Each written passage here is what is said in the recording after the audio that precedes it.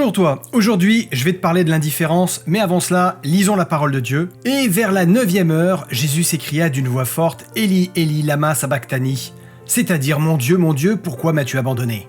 Les gens, des touristes pour la plupart, passaient devant lui sans s'arrêter. Un regard furtif et c'est tout. Son visage était doux, avec sa barbe, ses cheveux longs, ses vêtements usés, on savait qu'il était un hippie, un vagabond comme il y en a des milliers. Pourquoi s'arrêter? N'est-il pas le symbole vivant de la décadence physique et morale? Sans doute, mais si ce symbole vivant était mon fils, serais-je passé aussi rapidement devant lui?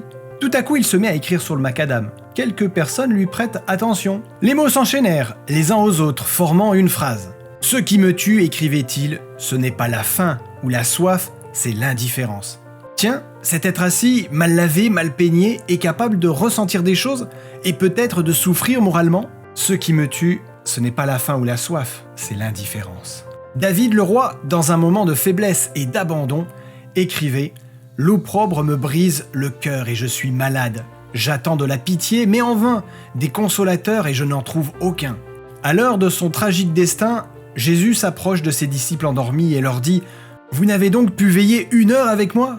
Devant la croix, des hommes de toutes conditions passent indifférents à l'horrible souffrance. Même Dieu semble indifférent. « Mon Dieu, pourquoi m'as-tu abandonné ?» s'écrie le Seigneur. Mais Dieu n'a jamais été et ne sera jamais indifférent. David écrit « Dans ma détresse, j'ai invoqué l'Éternel, j'ai crié à mon Dieu.